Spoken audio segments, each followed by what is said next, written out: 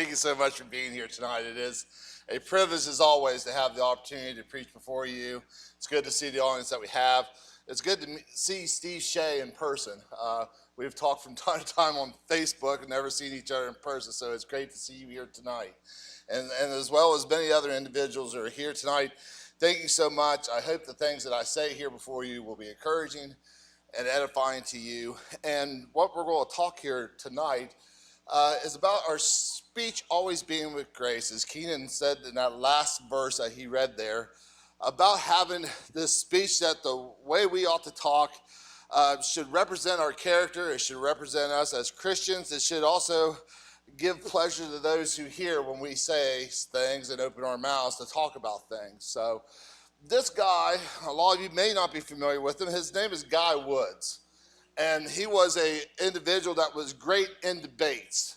40 to 50 weeks out of the year, he held a gospel meeting. And in those gospel meetings, he would hold debates and talk to institutional and non-institutional. He would talk to Baptist, Methodism. He talked to a variety of churches and talked about things that was very important to discuss. And one of the things I find encouraging with him, if some of you may know that guy next to him, it's William Bradfield. And I don't know if you're familiar with him, but if you're a little bit of the Bible history, then you understand who that is. But one of the things I find interesting, what Mr. Woods said one time when it came to having discussions about things, he said this. He said, it's not coming on, Ed. He didn't say it was not coming on. He said that. He said, an alleged defense of the truth at the expense of a sincere heart and a peaceful disposition is illogical and irrational. And what he's trying to say here is sometimes when we approach somebody, if we do it with somebody that has sincerity and a peaceful disposition about him, trying to understand things, and we want to argue maybe in a defense that is not seasoned with salt, it's not with grace. And so sometimes we do that just so we can win the argument. And if you're familiar with some videos out there when it talks about Christianity, we're reminded that Christianity is not about winning the argument. It's trying to save souls, whether I'm right or I'm wrong. And Guy just said this is an absurd attempt to do right by doing wrong. Men have made themselves murderers on the pretense of doing God's will. I don't know about you, but I've kind of changed my mentality and my attitude when it comes to having these kind of religious discussions with individuals, because usually it becomes heated, it becomes not really fruitful, it doesn't become positive, it just seems like there's two individuals just arguing over one another. And unfortunately, it does not come out as profitable. And I think about what our intents should be when it comes to talking to one another, how we should address not only those outside our congregation, but also address those inside our congregation.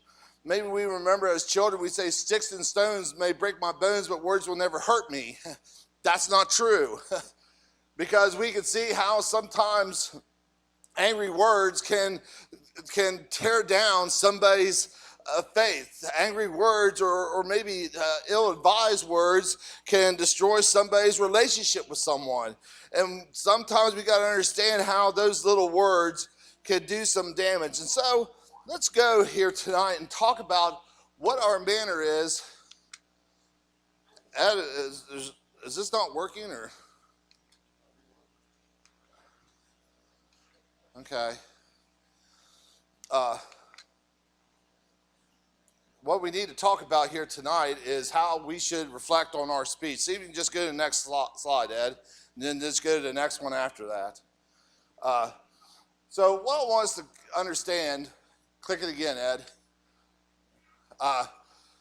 Ask yourself, how do we come across unbelievers? Ask yourselves, when somebody comes to you and wants to have a discussion with you, how do you present yourself to an audience? Think about there in Acts chapter 17, verse 2. It says, Paul, as his manner was, went in unto them, and 3 Sabbaths he reasoned with them out of the scriptures. One of the things that we see about Paul was always out to go after the people he cared for the most.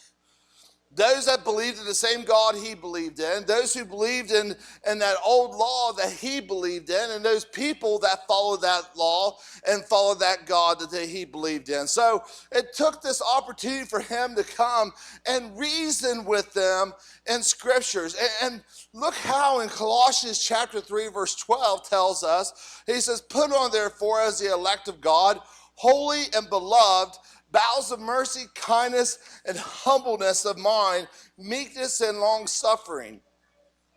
Paul is not suggesting not only to do these things, but to walk in these things. And I do believe there's a difference there.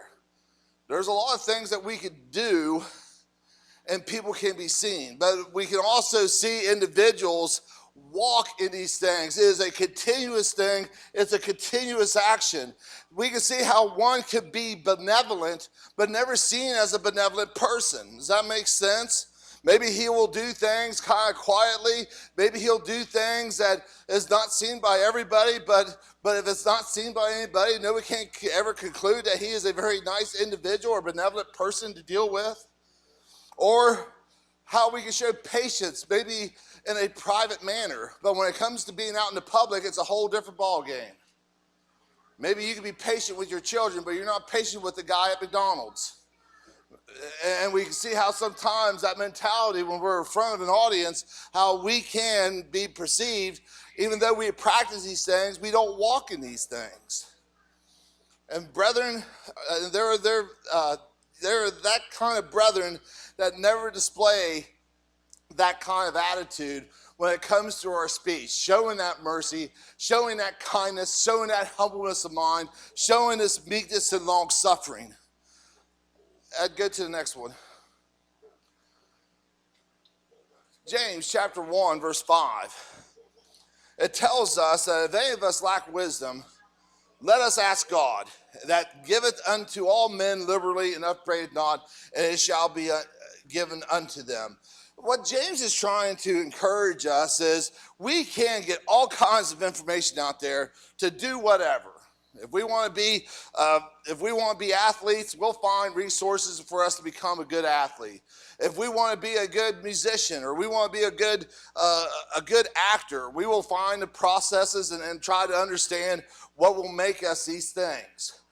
Wisdom is the same way. There's a difference between knowledge and wisdom. Knowledge is this information, if you will.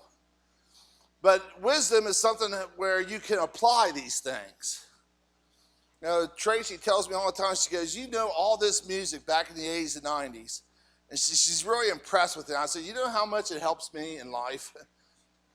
Nothing. Absolutely nothing. I could tell you who Kajagoogoo is, but it doesn't have nothing to reflect on what I need to do in life.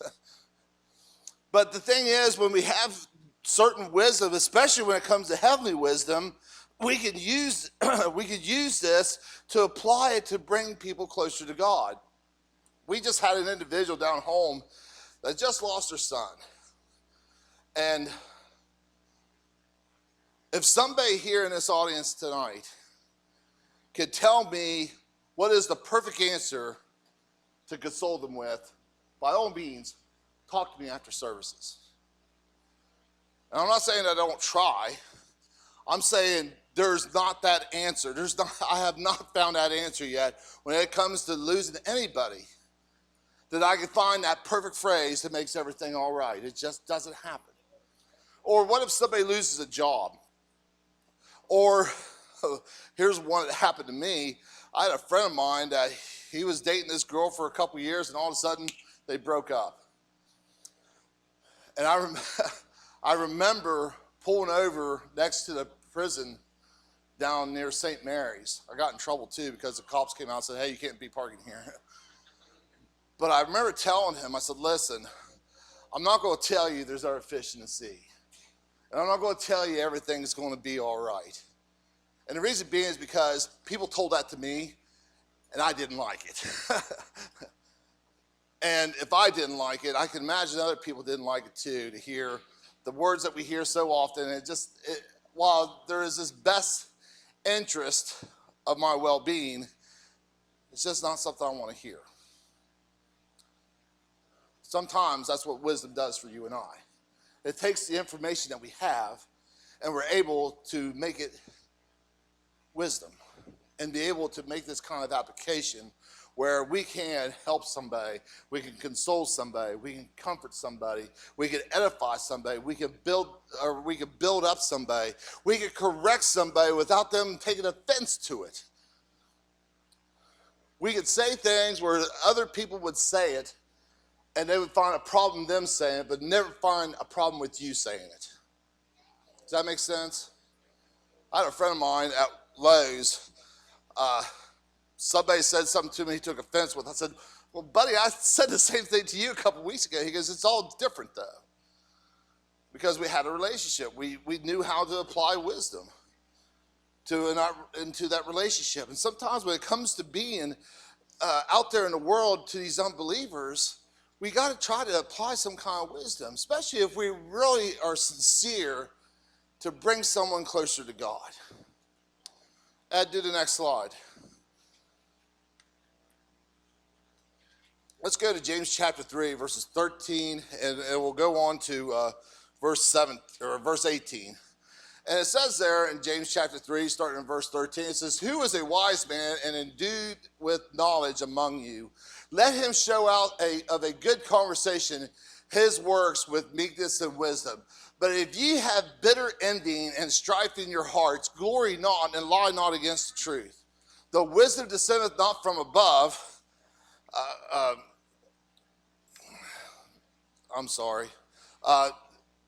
Not from above, but from heaven. And he says, brethren, it says, who is a wise man and endued knowledge? The wisdom descendeth not from above, but is earthly, sensual, and devilish. Go ahead, next one, Ed. It says, for where envy and strife is, there is confusion and every evil work. But wisdom that is from above is first pure and peaceable and gentle and easy to entreat, full of mercy and good fruits, without partiality and without hypocrisy. And the fruit of righteousness is sown in the peace of them that make peace. So, this is going to be interesting tonight. I'm sorry. Verse 13 tells us, who is wise among you? That this knowledge that he has been given, he is going to become wise with it. Have you been able to give understanding to someone? Were you able to show knowledge that you have this wisdom and not show arrogance and pride? Do you show this wisdom with meekness? Because if you have shown knowledge that does not give these traits, you're not really showing wisdom. There was an infamous story some time ago about two preachers getting into a debate about baptism. Let me reiterate that. It's not about baptism. It was two preachers that was going into a congregation that was denominational. And the story goes is where these two go in there, and the choir master there was asking, does anybody have a word's worth of edification? And the one preacher spoke up, and he kind of browbeat them about all the things they were doing wrong. And it came to be where those two preachers got kicked out of the church. And as individuals like you and I, we may think that's pretty encouraging or pretty bold, and we may admire that. But I remember talking to another guy about this. It says, what profit did that give? Think about that. You may be right in everything, but it doesn't mean that the way you went about it was right. And the sad thing is, sometimes when we have this kind of wisdom, we don't take it with that kind of partiality, without hypocrisy, and we don't show any mercy or peace or gentleness. There's a guy on social media named Stuart Kenchley. I hope I'm pronouncing that right. But he goes to all these universities, and we was talking about this yesterday with me and my boys about how this guy goes to all these universities to talk about the things that faith is built on. He talks about Christ. He talks about the historical things concerning Christ. He talks about these things, and the way he approaches these individuals, whether they're nice, whether they're mean, whether they say hurtful things, whether they say sincere things, no matter who addresses him, he takes the same manner with every one of them. And it comes with peace, and it comes with gentle, and it comes with mercy. And it doesn't come with hypocrisy or without partiality. He is willing to have a discussion with these individuals, but he's not going to belittle these individuals. He's not going to tell them that they're foolish or stupid or insult them or insult how they feel. And I admire that. Because that's how this wisdom should be given to these unbelievers. Because imagine if you only have one opportunity to come to somebody about the hope that is within you with meekness and fear, and you blow it wrong, you blow it up, you mess up, you do something totally wrong over it. And you only got that one chance. Sometimes, unfortunately, we mess up on those opportunities, and we may never get that opportunity again. Look, if you will, in Ephesians chapter 4. And in Ephesians chapter 4, verses 15 and 16, it says, "Speak the truth in love, that you may grow up into him all things, which is head, even Christ." He says, "For whom the whole body fitly joined together and compacted that which every joint supplieth, according to the effectual working in the measure of every part, making the increase of the body unto the edifying of itself in love." And we talk so many times about how this whole body of work, the strongest it could be is its weakest link. A couple weeks ago, I got hooked on this one show on Apple TV. It was called Manhunt. It was about chasing down the guy who assassinated President Lincoln. You know how it's going to end, but still good to watch. But what was cool about it was some of the stuff I didn't really realize concerning this chase for him. And one of these things was this. Maybe some of you know if you're a historian, but when Books assassinated Lincoln, he jumped off the balcony and landed on the stage, and some say he broke his leg or broke his ankle. Some of them say it was just a bad, and whatever it is, the leg was bad. But one of the things I found in the study was that 5 years ago, in that same leg, he got shot in the hip. And they said because possibly he had this accident in his hip where it weakened him down for a long period of time. It weakened him so much, but that was a possibility why his leg got broken. 5 years. You wouldn't think 5 years would make that kind of impact. But here's my point. Brethren, sometimes there's people that hold on to things a lot longer than 5 years, a lot longer than 10 or 20 years. There's people that hold grudges of certain churches or certain people or certain congregations because of some individual who has took the opportunity to cross paths with them and went about it all the wrong way.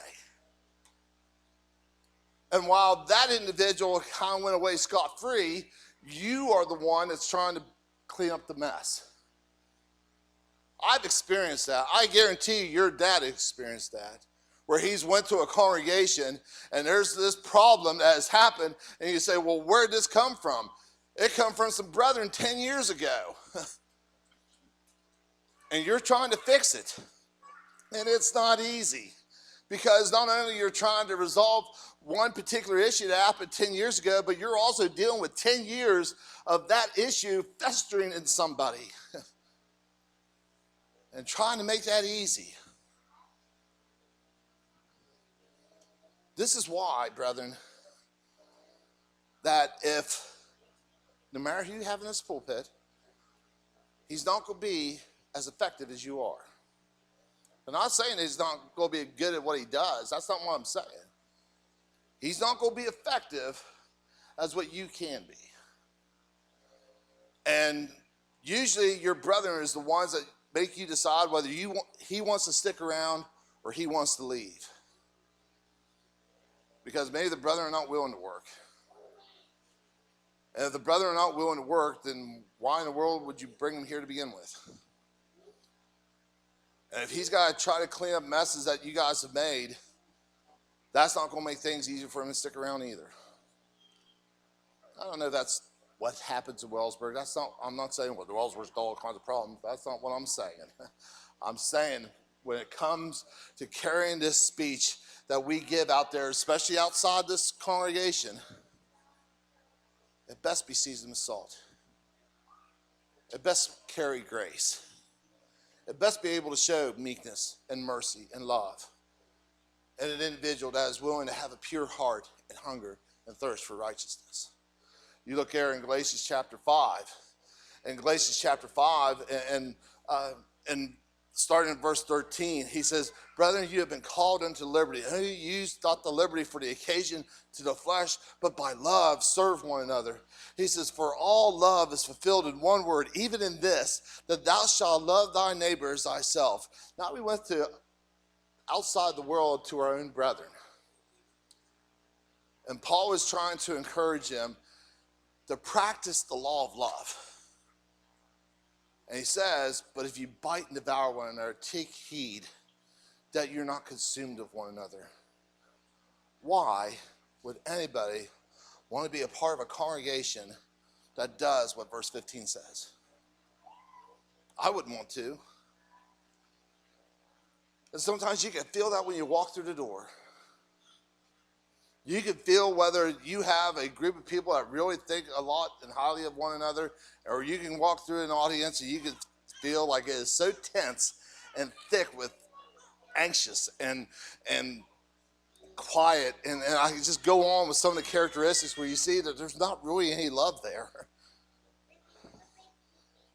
How can we say we promote these things that God is love and Christ sacrificed because he loved us? And how can we say to ourselves that we practice these things about loving one another if they can walk through that room of your congregation and they can't feel it?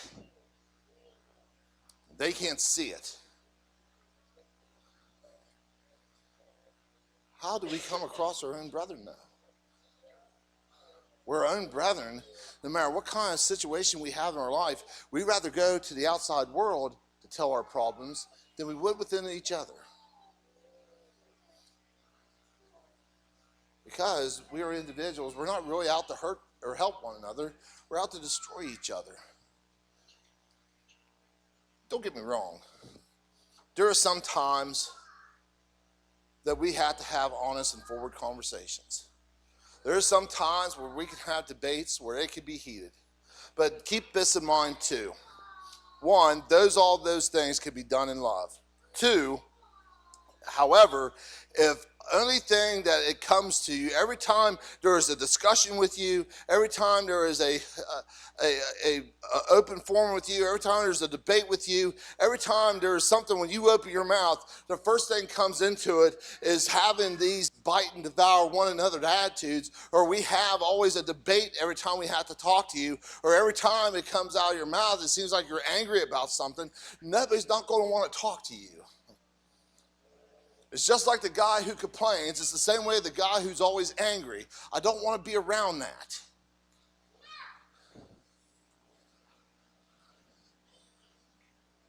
Look here in Philippians chapter 2, verse 3 through 5. Because Paul will remind us once again, he says, let nothing be done through strife or vainglory, but the lowliest of mind, let each esteem other better than themselves. Look not every man on his own things, but every man also the things of others. And let this be in a mind in you, which was also in Christ Jesus. Do we make ourselves better when our brethren are around us? When you come here tonight, when you come in here Sunday morning, when you come in here Wednesday, do you have this kind of desires like, I can't wait with all the struggles and the issues I've had, all the problems I have at home, all the problems I have at work, all the problems I have with family, all the problems that I have with my health. You know, the one thing I can get peace of mind and content is I can walk through these doors here tonight, or I can walk through these doors Sunday morning, or I can walk through these doors on Wednesday, and I can have a peace of mind because I got people here that really, really love me. When I was young in the faith, there was 2 words I hated to hear. Men's meetings. Especially if you didn't have an eldership. And the reason being is because when they said, let's have a short men's meeting after service, first thing that came to my mind was brace for impact. Because usually, this is why you need eldership. Because usually in the men's meetings I went to, not saying it's here at Wellsburg, but the men's meetings I went to, it seemed like everybody had a complaint about something. And all this was arguing and arguing and arguing and bickering and complaining. And why weren't we doing this? And why is that guy doing that? And why are we having this kind of problem? Why can't we do this? Why can't it be this color on our gas tank outside of our building? Just go on and just constantly complain about something. To where it does not surprise me one bit. To when you hear those 2 words, men's meeting, it's not a shocker that anybody hears that, they walk out the door. Because it's never been really a men's meeting. It's just about arguing. I know some of you guys watch sports. And there's one show I can't watch anymore. And that's it's on ESPN. First Take. You guys, I know some of you guys know what I'm talking about. What profit is there in that? It was kind of funny and kind of, yeah, it's kind of hilarious. Stephen A. and I can't remember the other guy that used to be a Spurs fan. It was funny there for a while, but now it's just, all it is just arguing and talking over each other and yelling over each other and telling how one guy is just totally wrong and the other guy is just totally wrong. And it just got to a point, I was like, why would you want to watch this? So I watched the Dan Patrick Show. But that's just it. We have become individuals that just strive to try to have an argument for the sake of arguing. Or especially the social media. I know some watch social media, and there's those individuals out there that will put something on there just so it can get clicks. And you know you don't like it, and they know that you don't like it, but they put it on there because they know that they're going to get something back that says, I don't agree with you on this. So I started doing a new thing. I started to unfollow. But that's just it. The mentality that we have sometimes with our own brethren is the way we take our mentality with just a variety of things anymore, like the world does. And all we want to do is argue for the sake of arguing. It doesn't do anything to build up. It doesn't do anything to edify. It doesn't do anything to encourage. It just is an argument for the sake of arguing.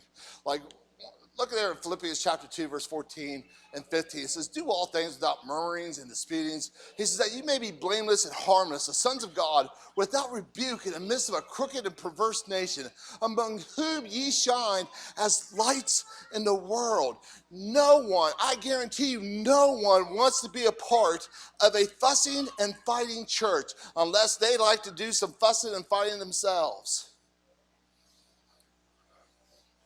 I won't tell you where it was at, but I remember I called some guy to go worship with them on Bible study one Wednesday evening. And I got there, and unfortunately, it was a young man, a young preacher. And I remember before he started his discussion on his Bible study, he goes, look, I know some of you guys have a disagreement on such a topic. And we've had this discussion for the past 3 weeks, and we need to move on from it and continue our Bible study. Not only, probably like 2 minutes into our Bible study, somebody brought it up. Why? That wasn't going to help anybody. What was that going to profit? But this is why Paul says everybody sees this. And if people see you as a part of a church that is always fighting, that is always arguing, that is always disputing, your Bible classes are not really Bible classes, they are just heated debates. And if people see that, what do you think they really want, or what conclusion do you think they're going to get from this? So,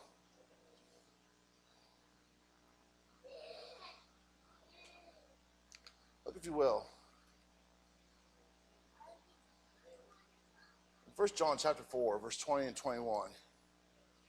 It says, if a man says, I love God and hates his brother, he is a liar. And for he that loveth not his brother whom he hath seen, how can he love a God whom he hath not seen? And this commandment we have from him, that he who loveth God loves his brother also. Remember,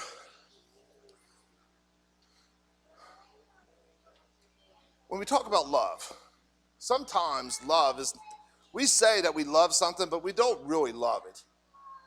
Like, I love peanut butter. But it's like Pee Wee Herman, I'm not going to marry it.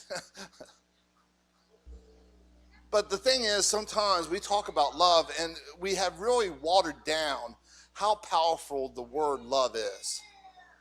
Because we apply it to everything. And it should really be applied. That amore love or that brotherly love, it should only be applied to a few things. And that I mean people.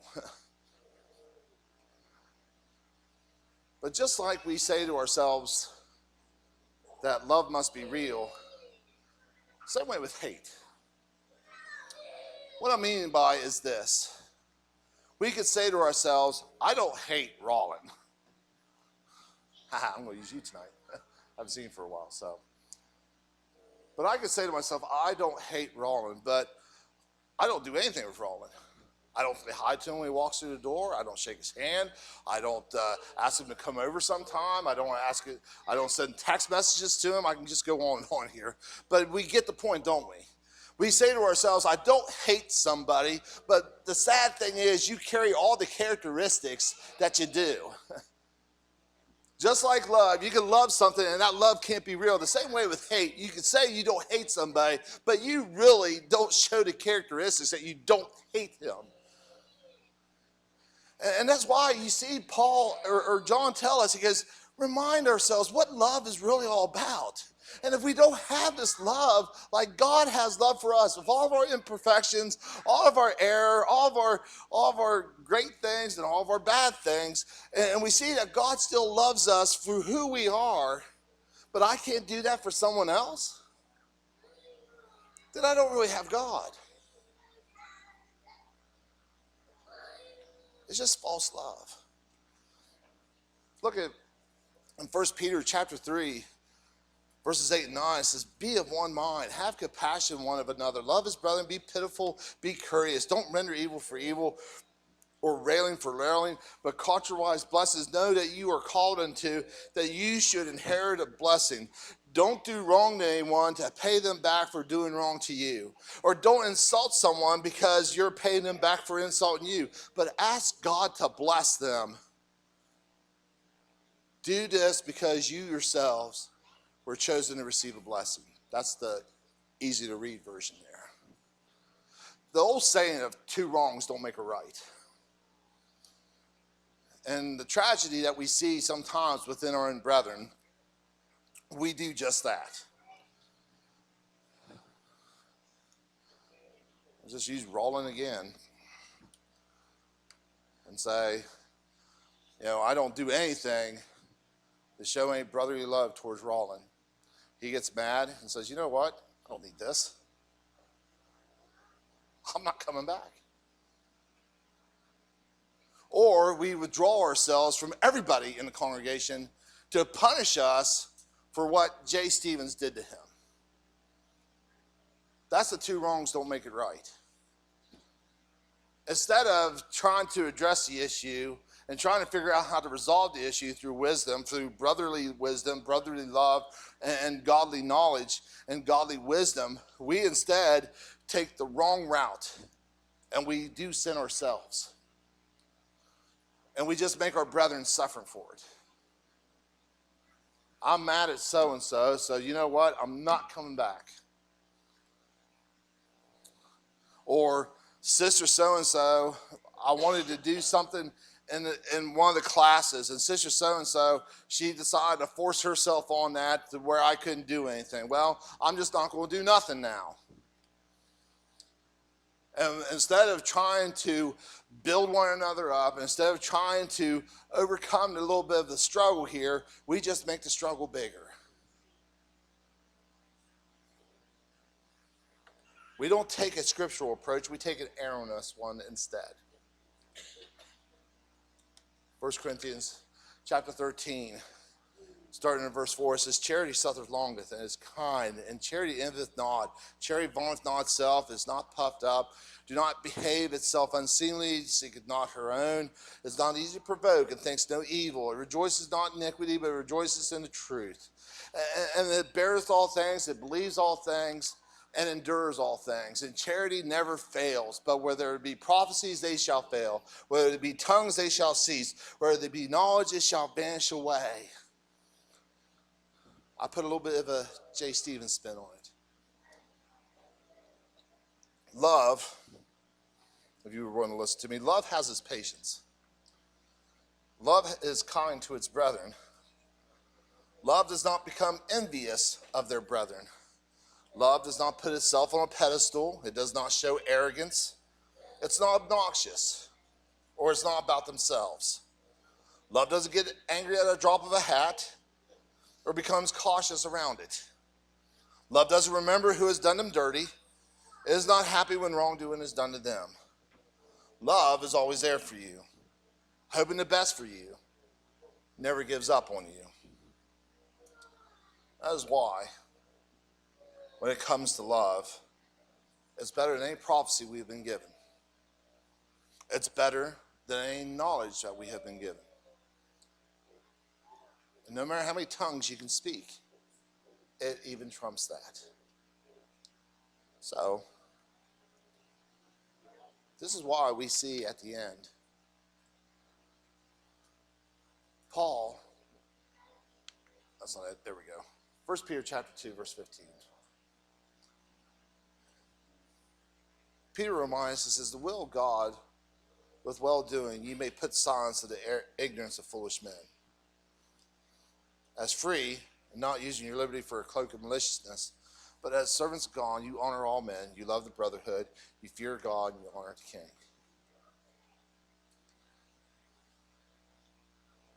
It goes back to that old thing I said. There's two smiles that's put on upon a face when they see you. They're happy to see you come, or they're happy to see you leave. Which one are you? And once again, remember what we said there last week. It's easy to love people that love you back. It's easy to show compassion or to help somebody out that you know without a doubt would help you back. The trick is, how well can you do it when you show love to someone and you don't get it back? How easy is it to show this pattern that you have when it's not on your side? Tonight, we have an opportunity to start this kind of steps in the infancy of Christ. It starts with baptism. Remember, it's not to put away the filth of the flesh, but it's a good conscience towards God. And because we take this approach, we understand that we are putting on Christ. And if we understand putting on Christ, we understand what he was like while he was here on earth through his message. Sometimes he had to be rough with his own brethren. Sometimes he showed love and compassion and sincerity towards his own brethren. But keep in mind, he knew the hearts of everyone. That's a challenge for you and I to face.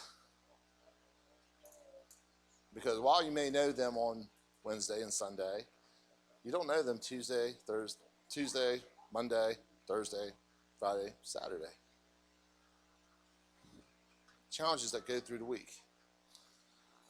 Someone here may be dealing with those challenges and we don't realize it. And we won't realize it unless somebody says, I need help. I need to repent. I need to make a change. That opportunity is available for you here tonight. Maybe we need to pray about something as well. There's an opportunity for that, to pray about anything that we're dealing with, that we struggle.